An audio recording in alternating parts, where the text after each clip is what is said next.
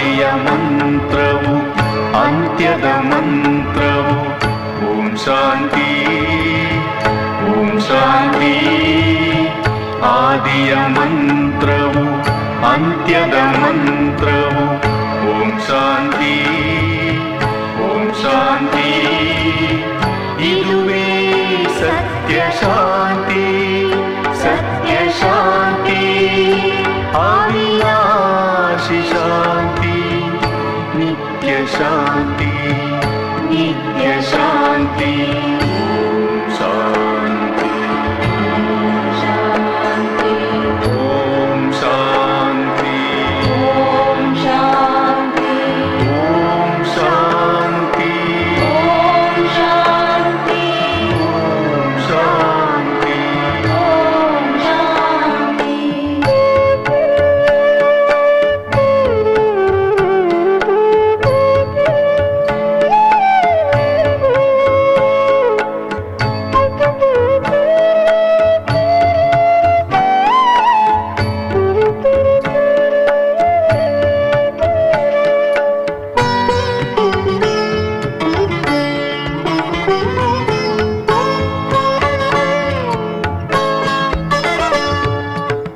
ಶಾಂತಿಯ ವರವ ಪಡೆಯಲು ಅರಸುತ್ತ ಬಂದೆ. ಭ್ರಾಂತಿಯಲ್ಲಿ ಗುಡಿಗುಂಡಾರವ ಅಲೆಯುತ್ತ ಬಂದೆ. ಶಾಂತಿಯ ವರವ ಪಡೆಯಲು ಅರಸುತ್ತ ಬಂದೆ. ಭ್ರಾಂತಿಯಲ್ಲಿ ಗುಡಿಗುಂಡಾರವ ಅಲೆಯುತ್ತ ಬಂದೆ. ಶಾಂತಿಯ ಹನಿ ಹನಿಯಾದರೂ ಎಲ್ಲಿರುವುದು ಎಂದು. ಶಾಂತಿಯ ಹನಿ ಹನಿಯಾದರೂ ಎಲ್ಲಿರುವುದು ಎಂದು. ಕ್ಷಣಗಳು ದಿನಗಳು ವರುಷಗಳ ಕಳೆದೆನು. ವರುಷಗಳ ಕಳೆದೆನು. ಶಾಂತಿ ಶಾಂತಿ ಓಂ ಶಾಂತಿ ಓಂ ಶಾಂತಿ ಓಂ ಶಾಂತಿ ಓಂ ಶಾಂತಿ ಓಂ ಶಾಂತಿ ಓಂ ಶಾಂತಿ. ಆದಿಯ ಮಂತ್ರವು ಅಂತ್ಯದ ಮಂತ್ರವು. ಓಂ ಶಾಂತಿ ಓಂ ಶಾಂತಿ. ಇದುವೇ ಸತ್ಯ ಶಾಂತಿ ಸತ್ಯ ಶಾಂತಿ. ಅವಿನಾಶಿ ಶಾಂತಿ ನಿತ್ಯ ಶಾಂತಿ ನಿತ್ಯ ಶಾಂತಿ.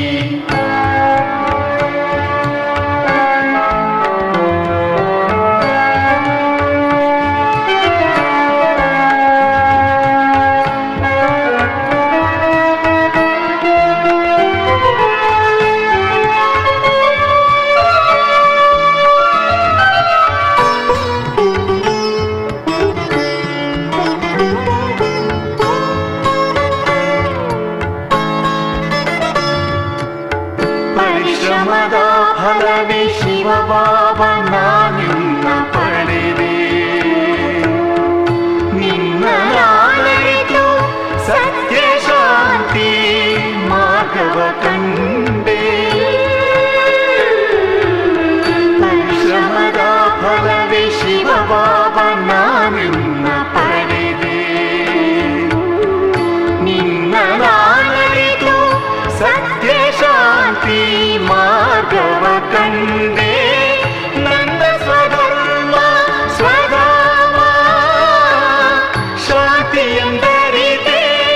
ನನ್ನ ಸ್ವಧರ್ಮ ಸ್ವಧಾಮ ಶಾಂತಿ ಎಂದರಿತೆ. ಆಹಾ ದೊರಕಿತು ಪರಮ ಶಾಂತಿ ನನಗೆ. ಅಪೂರ್ವ ಶಾಂತಿ ನನಗೆ. ಓಂ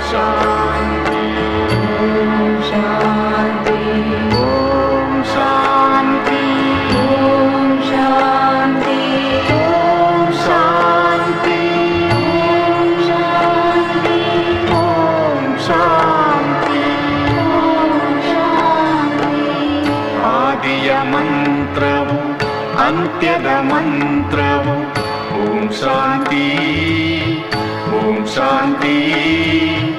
ಇದುವೇ ಸತ್ಯ ಶಾಂತಿ ಸತ್ಯ ಶಾಂತಿ ಅವಿನಾಶಿ ಶಾಂತಿ ನಿತ್ಯ ಶಾಂತಿ ನಿತ್ಯ ಶಾಂತಿ.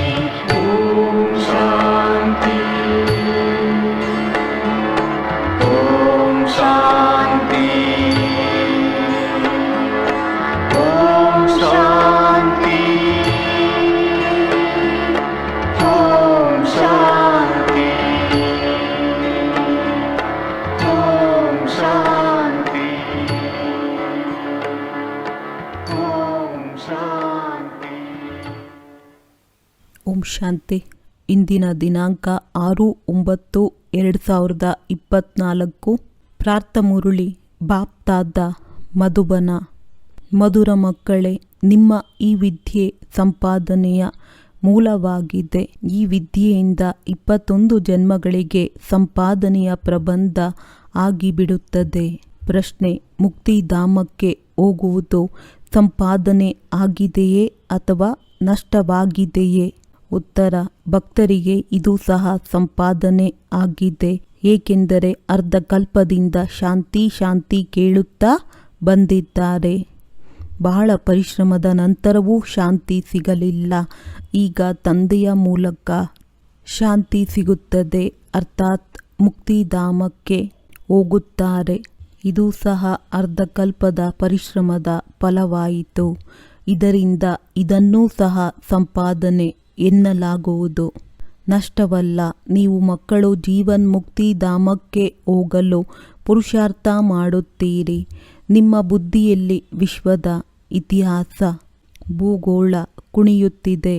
ಓಂ ಶಾಂತಿ. ಮಕ್ಕಳು ಕೇವಲ ಒಬ್ಬರ ನೆನಪಿನಲ್ಲಿ ಕುಳಿತುಕೊಳ್ಳಬಾರದು, 3 ಸಂಬಂಧಗಳ ನೆನಪಿನಲ್ಲಿ ಕುಳಿತುಕೊಳ್ಳಬೇಕು.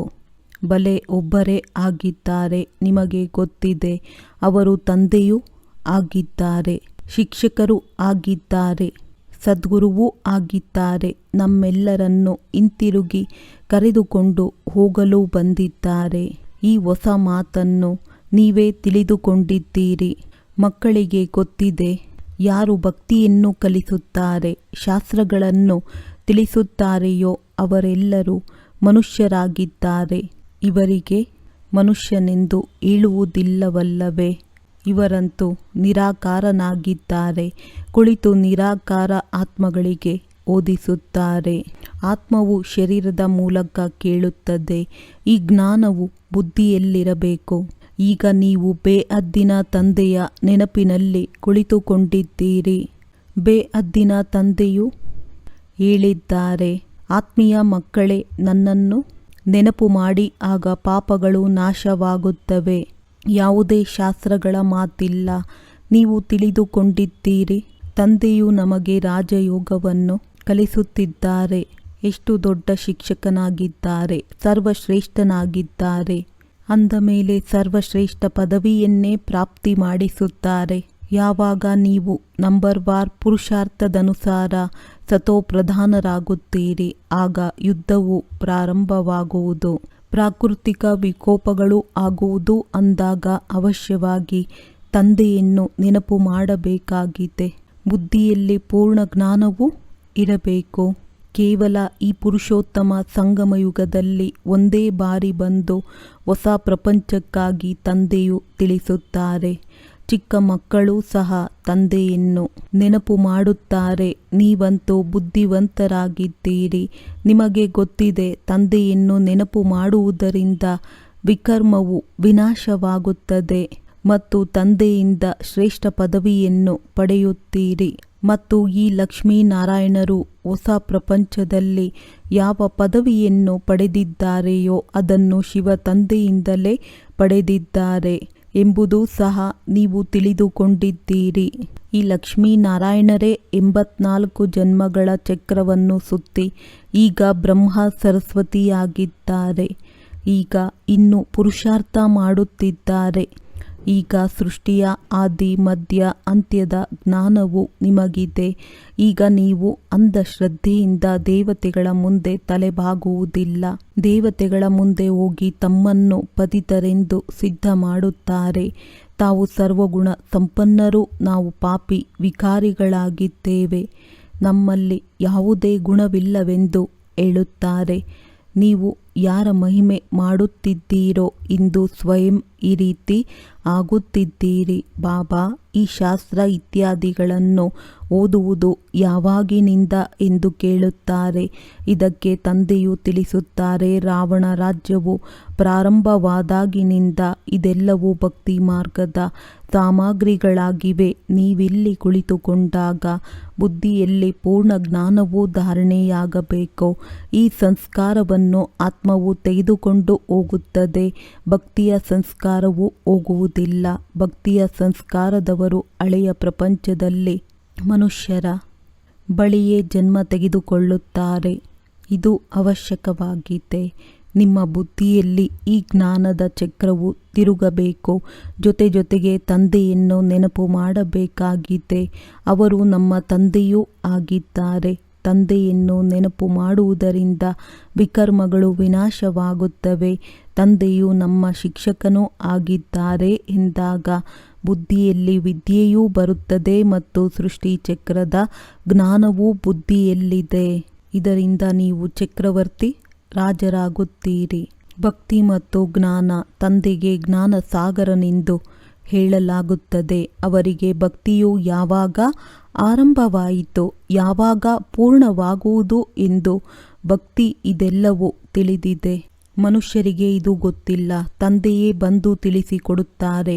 ಸತ್ಯಯುಗದಲ್ಲಿ ನೀವು ದೇವಿ ದೇವತೆಗಳು ವಿಶ್ವದ ಮಾಲೀಕರಾಗಿದ್ದೀರಿ. ಅಲ್ಲಿ ಭಕ್ತಿಯ ಹೆಸರಿರುವುದಿಲ್ಲ. ಒಂದು ಮಂದಿರವೂ ಇರಲಿಲ್ಲ. ಎಲ್ಲರೂ ದೇವಿ ದೇವತೆಗಳೇ ಇದ್ದರು. ಕೊನೆಯಲ್ಲಿ ಯಾವಾಗ ಪ್ರಪಂಚವು ಅರ್ಧ ಹಳೆಯದಾಗುತ್ತದೆ, ಅಂದರೆ 2500 ವರ್ಷಗಳು ಪೂರ್ಣವಾಗುವುದೋ ಅಥವಾ ತ್ರೇತಾ ಮತ್ತು ದ್ವಾಪರದ ಸಂಗಮಯುಗವಾಗುವುದೋ ಆಗ ರಾವಣನು ಬರುತ್ತಾನೆ. ಸಂಗಮವಂತೂ ಅವಶ್ಯವಾಗಿ ಬೇಕು. ತ್ರೇತಾ ಮತ್ತು ದ್ವಾಪರದ ಸಂಗಮದಲ್ಲಿ ರಾವಣನು ಬರುತ್ತಾನೆ. ಆಗ ದೇವಿ ದೇವತೆಗಳು ವಾಮ ಮಾರ್ಗದಲ್ಲಿ ಇಳಿಯುತ್ತಾರೆ ಎನ್ನುವುದನ್ನು ನಿಮ್ಮ ವಿನಃ ಮತ್ಯಾರೂ ತಿಳಿದುಕೊಂಡಿಲ್ಲ. ತಂದೆಯೂ ಸಹ ಕಲಿಯುಗದ ಅಂತ್ಯ ಮತ್ತು ಸತ್ಯಯುಗದ ಆದಿಯ ಸಂಗಮಯುಗದಲ್ಲಿ ಬರುತ್ತಾರೆ ಮತ್ತು ತ್ರೇತಾ ಮತ್ತು ದ್ವಾಪರದ ಸಂಗಮದಲ್ಲಿ ರಾವಣನು ಬರುತ್ತಾನೆ. ಈಗ ಆ ಸಂಗಮಕ್ಕೆ ಕಲ್ಯಾಣಕಾರಿ ಎಂದು ಹೇಳುವುದಿಲ್ಲ, ಅದಕ್ಕೆ ಅಕಲ್ಯಾಣಕಾರಿ ಎಂದೇ ಹೇಳಲಾಗುತ್ತದೆ. ತಂದೆಯ ಹೆಸರೇ ಕಲ್ಯಾಣಕಾರಿಯಾಗಿದೆ. ದ್ವಾಪರದಿಂದ ಅಕಲ್ಯಾಣಕಾರಿ ಯುಗವು ಪ್ರಾರಂಭವಾಗುತ್ತದೆ. ತಂದೆಯಂತೂ ಚೈತನ್ಯ ಬೀಜರೂಪನಾಗಿದ್ದಾರೆ. ಅವರಿಗೆ ಇಡೀ ವೃಕ್ಷದ ಜ್ಞಾನವಿದೆ. ಒಂದು ವೇಳೆ ಸ್ಥೂಲ ಬೀಜವು ಚೈತನ್ಯವಾಗಿದ್ದರೆ ನನ್ನಿಂದ ಇಂತಹ ಬೀಜವನ್ನು ಬಿತ್ತುವುದರಿಂದ ಮೊದಲು ಚಿಕ್ಕ ಸಸಿಯು ಬರುತ್ತದೆ, ನಂತರ ದೊಡ್ಡದಾಗಿ ಫಲ ಕೊಡಲು ಪ್ರಾರಂಭಿಸುತ್ತದೆ ಎಂಬುದನ್ನು ನಾವು ಅರಿತುಕೊಳ್ಳಬಹುದು. ಆದರೆ ಚೈತನ್ಯವೇ ಎಲ್ಲವನ್ನೂ ತಿಳಿಸುತ್ತಾರೆ. ಪ್ರಪಂಚದಲ್ಲಂತೂ ಇಂದಿನ ಮನುಷ್ಯರು ಏನೇನನ್ನೋ ಮಾಡುತ್ತಿರುತ್ತಾರೆ, ಅನ್ವೇಷಣೆಗಳನ್ನು ಮಾಡುತ್ತಿರುತ್ತಾರೆ, ಚಂದ್ರಗ್ರಹದಲ್ಲಿ ಹೋಗುವ ಪ್ರಯತ್ನ ಪಡುತ್ತಿರುತ್ತಾರೆ. ಇವೆಲ್ಲ ಮಾತುಗಳನ್ನು ಈಗ ನೀವು ಕೇಳುತ್ತಿದ್ದೀರಿ. ಚಂದ್ರಗ್ರಹದ ಕಡೆ ಎಷ್ಟು ಮೇಲೆ ಎಷ್ಟೊಂದು ಮೈಲಿಗಳವರೆಗೆ ಹೋಗುತ್ತಾರೆ. ಚಂದ್ರಗ್ರಹದಲ್ಲಿ ಏನಿದೆ ಹೇಗಿದೆ ಎಂದು ನೋಡೋಣವೆಂದು ಪರಿಶೀಲನೆ ಮಾಡಲು ಹೋಗುತ್ತಾರೆ. ಸಮುದ್ರದಲ್ಲಿ ಎಷ್ಟೊಂದು ದೂರದವರೆಗೆ ಹೋಗುತ್ತಾರೆ, ಪರಿಶೀಲನೆ ಮಾಡುತ್ತಾರೆ. ಆದರೆ ಅಂತ್ಯವನ್ನು ಮುಟ್ಟಲು ಸಾಧ್ಯವಿಲ್ಲ. ನೀರೇ ನೀರಿದೆ. ವಿಮಾನದಲ್ಲಿ ಮೇಲೆ ಹೋಗುತ್ತಾರೆ. ಅದಕ್ಕೆ ಮತ್ತೆ ಅದು ಹಿಂತಿರುಗಿ ಬರುವಷ್ಟು ಇಂಧನವನ್ನು ಹಾಕಬೇಕಾಗುತ್ತದೆ. ಆಕಾಶವು ಬೇಹಿದ್ದಿನದ್ದಾಗಿದೆ ಎಲ್ಲವೇ. ಅದಕ್ಕೆ ಮತ್ತೆ ಅದು ಹಿಂತಿರುಗಿ ಬರುವಷ್ಟು ಇಂಧನವನ್ನು ಹಾಕಬೇಕಾಗುತ್ತದೆ. ಆಕಾಶವು ಬೇಹಿದ್ದಿನದ್ದಾಗಿದೆ ಎಲ್ಲವೇ. ಸಾಗರವು ಬೇಹದ್ದಿನದ್ದಾಗಿದೆ, ಆಕಾಶ ತತ್ವವು ಬೇಹದ್ದಿನದ್ದಾಗಿದೆ, ಧರಣಿಯು ಬೇಹದ್ದಿನದ್ದಾಗಿದೆ. ನೋಡುತ್ತಾ ಹೋಗಿ, ಸಾಗರದ ಕೆಳಗೆ ಮತ್ತೆ ಧರಣಿ ಇದೆ. ಪರ್ವತವು ಯಾವುದರ ಮೇಲೆ ನಿಂತಿದೆ? ಧರಣಿಯು ಮೇಲಲ್ಲವೇ? ಮತ್ತೆ ಭೂಮಿಯನ್ನು ಅಗೆದಾಗ ಪರ್ವತವು ಹೊರಬರುತ್ತದೆ, ಅದರ ಕೆಳಗೆ ಮತ್ತೆ ನೀರು ಸಹ ಹೊರಬರುತ್ತದೆ. ಧರಣಿಯು ಮೇಲಲ್ಲವೇ? ಮತ್ತೆ ಭೂಮಿಯನ್ನು ಅಗೆದಾಗ ಪರ್ವತವು ಹೊರಬರುತ್ತದೆ, ಅದರ ಕೆಳಗೆ ಮತ್ತೆ ನೀರು ಸಹ ಹೊರಬರುತ್ತದೆ. ಸಾಗರವು ಧರಣಿಯ ಮೇಲಿದೆ. ಎಲ್ಲಿಯವರೆಗೆ ನೀರಿದೆ, ಎಲ್ಲಿಯವರೆಗೆ ಭೂಮಿ ಇದೆ ಎಂದು ಅದರ ಅಂತ್ಯವನ್ನು ಯಾರೂ ಮುಟ್ಟಲು ಸಾಧ್ಯವಿಲ್ಲ. ಪರಂಪಿತ ಪರಮಾತ್ಮ ಯಾರು ಬೇಹದ್ದಿನ ತಂದೆಯಾಗಿದ್ದಾರೆ ಅವರಿಗೆ ಬೇಹಂತೆಂದು ಹೇಳುವುದಿಲ್ಲ. ಈಶ್ವರನು ಬೇಹಂತ್, ಮಾಯೆಯು ಬೇಹಂತಾಗಿದೆ ಎಂದು ಬಲೆ ಮನುಷ್ಯರು ಹೇಳುತ್ತಾರೆ. ಆದರೆ ನಿಮಗೆ ತಿಳಿದಿದೆ, ಈಶ್ವರನಂತೂ ಬೇಹಂತಾಗಲು ಸಾಧ್ಯವಿಲ್ಲ. ಬಾಕಿ ಈ ಆಕಾಶವು ಬೇಹಂತಾಗಿದೆ. ಈ ಪಂಚತತ್ವಗಳಿಗೆ ಆಕಾಶ, ಗಾಳಿ, ನೀರು, ಬೆಂಕಿ, ಈ ಪಂಚತತ್ವಗಳು ತಮೋಪ್ರಧಾನವಾಗುತ್ತದೆ. ನಂತರ ತಂದೆಯು ಬಂದು ಸತೋಪ್ರಧಾನವನ್ನಾಗಿ ಮಾಡುತ್ತಾರೆ. ಆತ್ಮವು ಎಷ್ಟು ಸೂಕ್ಷ್ಮವಿದೆ, 84 ಜನ್ಮಗಳನ್ನು ಭೋಗಿಸುತ್ತದೆ. ಆತ್ಮವು ಎಷ್ಟು ಸೂಕ್ಷ್ಮವಿದೆ, 84 ಜನ್ಮಗಳನ್ನು ಭೋಗಿಸುತ್ತದೆ. ಈ ಚಕ್ರವು ಸುತ್ತುತ್ತಲೇ ಇರುತ್ತದೆ. ಇದು ಅನಾದಿ ನಾಟಕವಾಗಿದೆ, ಇದರ ಅಂತ್ಯವಾಗುವುದಿಲ್ಲ. ಇದು ಪರಂಪರೆಯಿಂದ ನಡೆದು ಬರುತ್ತದೆ. ಯಾವಾಗಿನಿಂದ ಪ್ರಾರಂಭವಾಯಿತೆಂದು ಹೇಳುವುದಾದರೆ ಮತ್ತೆ ಅದಕ್ಕೆ ಅಂತ್ಯವೂ ಇರಬೇಕು. ಬಾಕಿ ಹೊಸ ಪ್ರಪಂಚವು ಯಾವಾಗಿನಿಂದ ಆರಂಭವಾಗುತ್ತದೆ, ನಂತರ ಯಾವಾಗ ಹಳೆಯದಾಗುತ್ತದೆ ಎಂಬ ಮಾತನ್ನು ಅವಶ್ಯವಾಗಿ ತಿಳಿಸಬೇಕಾಗುತ್ತದೆ. ಇದು 5000 ವರ್ಷಗಳ ಚಕ್ರವಾಗಿದೆ. ಇದು ಸುತ್ತುತ್ತಲೇ ಇರುತ್ತದೆ. ಈಗ ನೀವು ತಿಳಿದುಕೊಂಡಿದ್ದೀರಿ. ಮನುಷ್ಯರಂತೂ ಸುಳ್ಳು ಹೇಳಿಬಿಟ್ಟಿದ್ದಾರೆ. ಸತ್ಯಯುಗದ ಆಯಸ್ಸು ಲಕ್ಷಾಂತರ ವರ್ಷಗಳೆಂದು ಶಾಸ್ತ್ರಗಳಲ್ಲಿ ಬರೆಯಲಾಗಿದೆ. ಆದ್ದರಿಂದ ಇದನ್ನು ಮನುಷ್ಯರು ಕೇಳುತ್ತಾ ಕೇಳುತ್ತಾ ಅದನ್ನೇ ಸತ್ಯವೆಂದು ತಿಳಿದುಕೊಂಡಿದ್ದಾರೆ. ಭಗವಂತನು ಯಾವಾಗ ಬಂದು ತಮ್ಮ ಪರಿಚಯವನ್ನು ಕೊಡುತ್ತಾರೆಂದು ಅವರಿಗೆ ತಿಳಿಯುವುದೇ ಇಲ್ಲ.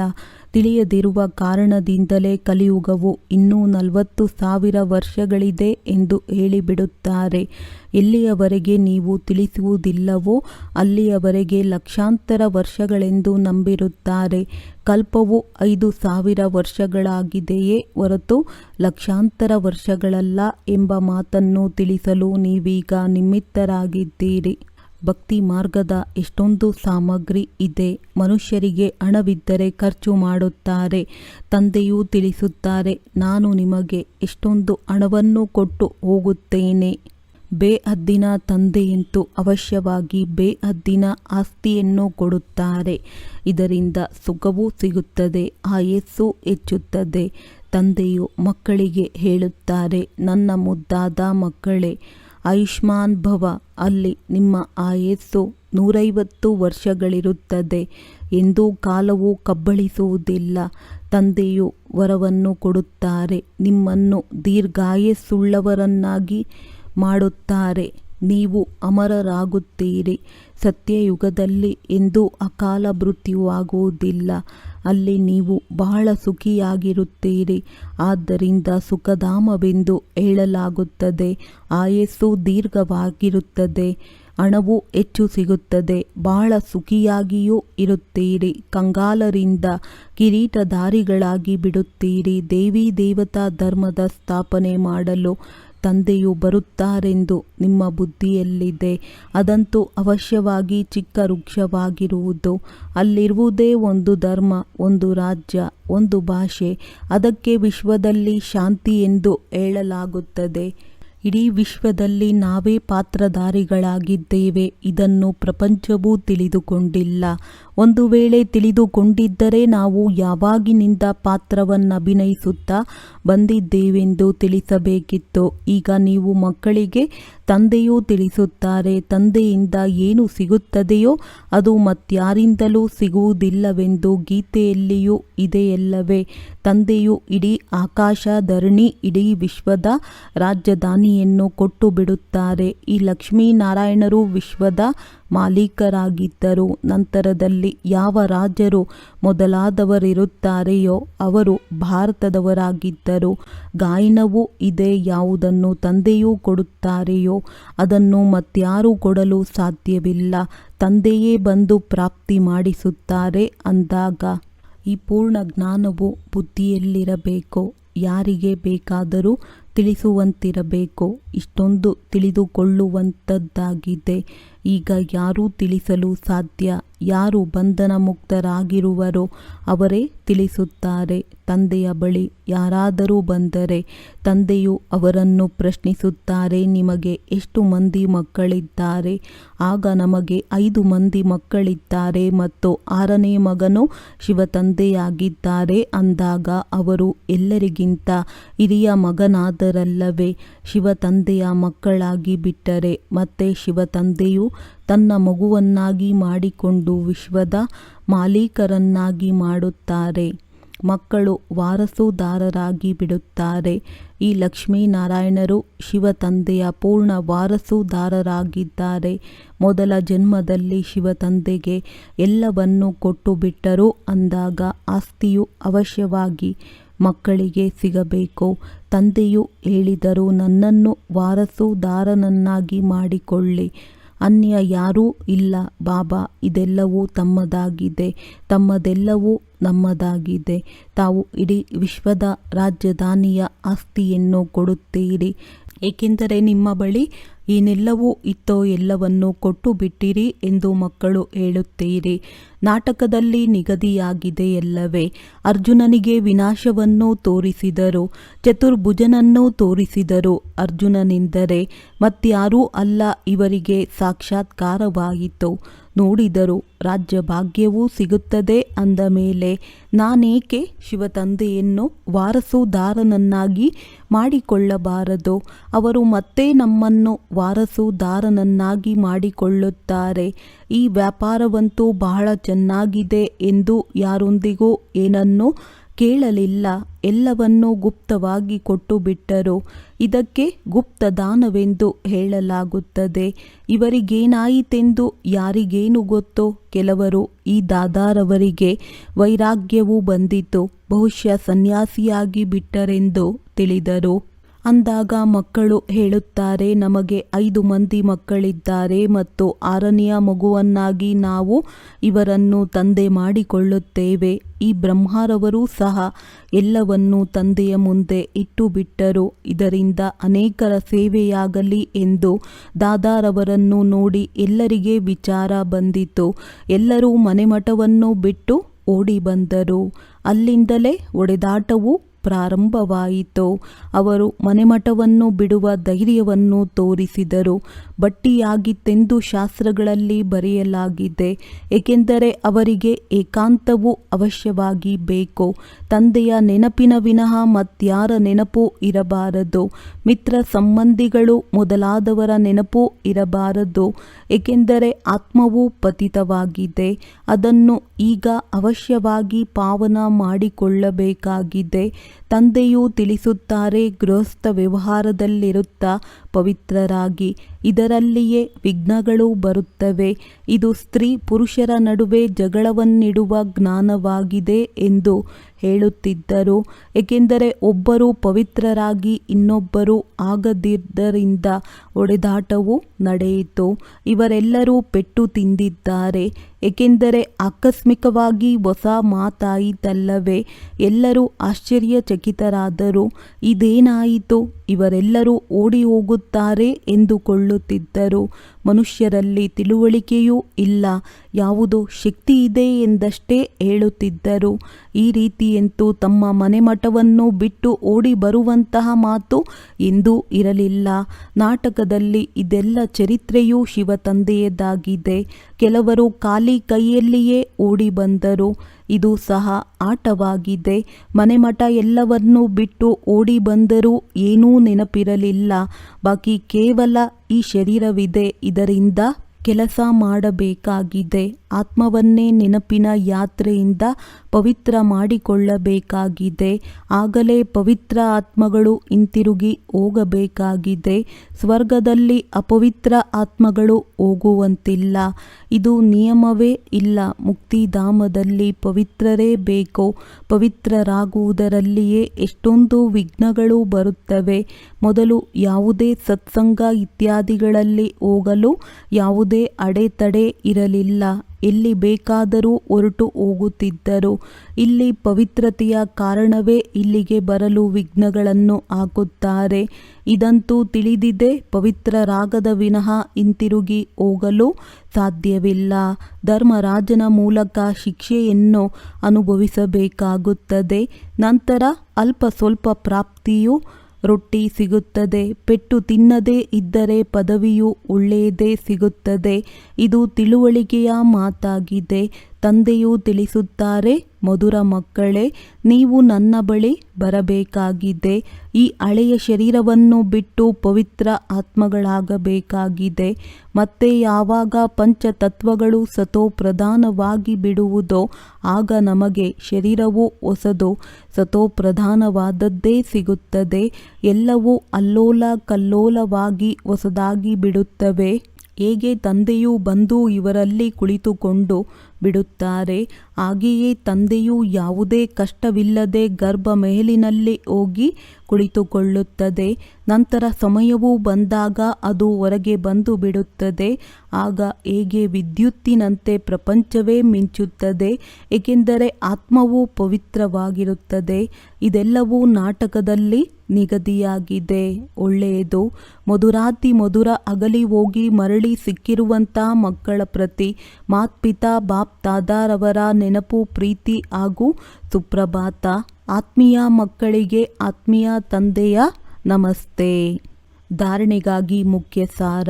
ಈ ಪತಿತ ಚೀಚಿ ಪ್ರಪಂಚದಿಂದ ಬೇಹದ್ದಿನ ವೈರಾಗ್ಯ ಇಟ್ಟುಕೊಂಡು ಆತ್ಮವನ್ನು ಪಾವನ ಮಾಡುವ ಪೂರ್ಣ ಪುರುಷಾರ್ಥ ಮಾಡಬೇಕಾಗಿದೆ.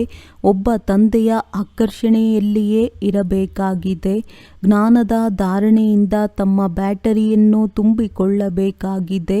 ಜ್ಞಾನ ರತ್ನಗಳಿಂದ ತಮ್ಮನ್ನು ಧನವಾನ್ ಮಾಡಿಕೊಳ್ಳಬೇಕಾಗಿದೆ. ಈಗ ಸಂಪಾದನೆಯ ಸಮಯವಾಗಿದೆ. ಇದರಿಂದ ನಷ್ಟದಿಂದ ತಪ್ಪಿಸಿಕೊಳ್ಳಬೇಕಾಗಿದೆ. ವರದಾನ: ಜ್ಞಾನ ರತ್ನಗಳನ್ನು ಧಾರಣೆ ಮಾಡಿಕೊಂಡು ವ್ಯರ್ಥವನ್ನು ಸಮಾಪ್ತಿಗೊಳಿಸುವಂತಹ ಪವಿತ್ರ ಅಂಶ ಭವ. ಪವಿತ್ರ ಅಂಶಗಳ ಎರಡು ವಿಶೇಷತೆಗಳಿವೆ. ಒಂದು ಜ್ಞಾನ ರತ್ನಗಳನ್ನು ಆಯ್ಕೆ ಮಾಡಿಕೊಳ್ಳುವುದು ಮತ್ತು ಇನ್ನೊಂದು ನಿರ್ಣಯ ಶಕ್ತಿಯ ಮೂಲಕ ಹಾಲು ಮತ್ತು ನೀರನ್ನು ಬೇರೆ ಮಾಡುವುದು. ಹಾಲು ಮತ್ತು ನೀರಿನ ಅರ್ಥವಿದೆ ಸಮರ್ಥ ಮತ್ತು ವ್ಯರ್ಥದ ನಿರ್ಣಯ. ವ್ಯರ್ಥವನ್ನು ನೀರಿನ ಸಮಾನ ಎಂದು ಹೇಳಲಾಗುತ್ತದೆ ಮತ್ತು ಸಮರ್ಥವನ್ನು ಹಾಲಿನ ಸಮಾನ. ಅಂದ ಮೇಲೆ ವ್ಯರ್ಥವನ್ನು ಸಮಾಪ್ತಿ ಮಾಡುವುದು ಅರ್ಥಾತ್ ಪವಿತ್ರ ಅಂಶ ಆಗುವುದು. ಪ್ರತಿ ಸಮಯದಲ್ಲಿ ಬುದ್ಧಿಯಲ್ಲಿ ಜ್ಞಾನ ರತ್ನಗಳ ವಿಚಾರವೇ ನಡೆಯುತ್ತಿರಲಿ, ಮನನ ನಡೆಯುತ್ತಿರಲಿ. ಆಗಲೇ ರತ್ನಗಳಿಂದ ಸಂಪನ್ನರಾಗಿ ಬಿಡುತ್ತೀರಿ. ಸ್ಲೋಗನ್: ಸದಾ ತಮ್ಮ ಶ್ರೇಷ್ಠ ಸ್ಥಾನದಲ್ಲಿ ಸ್ಥಿತರಾಗಿದ್ದು ವಿರೋಧವನ್ನು ಸಮಾಪ್ತಿ ಮಾಡುವವರೇ ವಿಜಯೀ ಆತ್ಮರಾಗಿದ್ದಾರೆ. ಒಳ್ಳೆಯದು. ಓಂ ಶಾಂತಿ.